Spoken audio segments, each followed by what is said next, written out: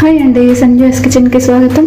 ఈరోజు రెసిపీ వచ్చేసి మన క్యాటరింగ్లో ఎలా చేస్తారో అలానే దొండకాయ ఫ్రై చేసుకుందామండి. ఇలా నేను ఒక 1/2 kg తీసుకొని ఇలా సన్నగా పొడవుగా కట్ చేసి ఉంచుకున్నాను. ఇప్పుడు ప్యాన్ పెట్టుకుందాము.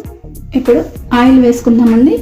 ఒక 2-3 టేబుల్ స్పూన్ల వరకు ఆయిల్ పడుతుంది, ఎక్కువగానే పడుతుంది, ఫ్రై కర్రీ కదా.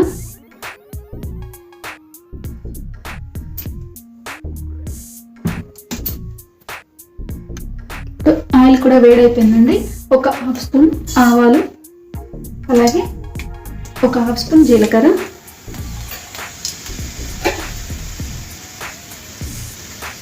ఇప్పుడు ఆవాలు చిటపటం అంటున్నాయి కదా, ఈ కట్ చేసుకున్న దొండకాయ ముక్కలు వేసుకోవాలి.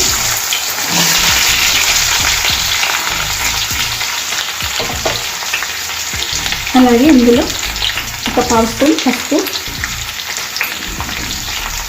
కొంచెం కరివేపాకు,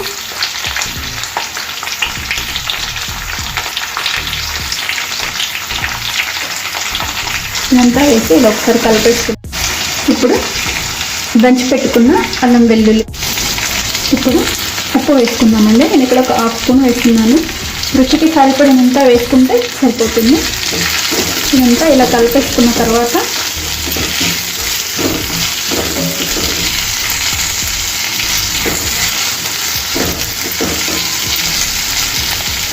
ఇప్పుడు దీన్ని మూత పెట్టి వేయించుకుందామండి.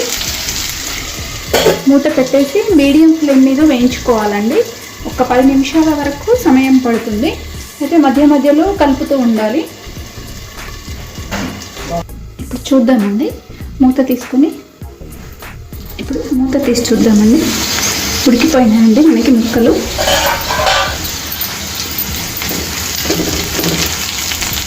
ఇప్పుడు ఇందులో మనం రుచికి సరిపడినంత కారం వేసుకోవాలండి. నేను 2 టీ స్పూన్ల వరకు కారం వేసాను. అలాగే 1 స్పూన్ ధనియాల పొడి.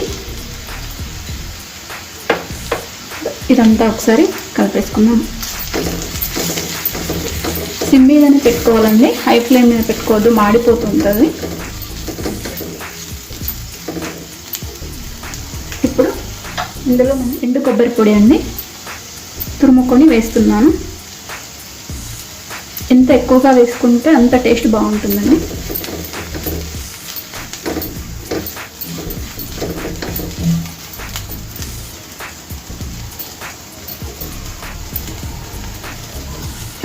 ఇప్పుడు చివరగా లాస్ట్ కొత్తిమీర వేసేసుకొని 1 నిమిషం పాటు ఉంచుకొని తీసేసుకోవాలండి.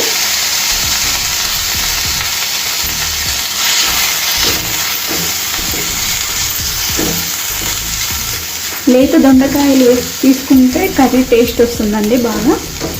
ఒక 10 నుంచి 12 నిమిషాల వరకు సమయం పట్టింది ఇవి వేగడానికి. దీన్ని 1 నిమిషం పాటు వేయించుకుందాము.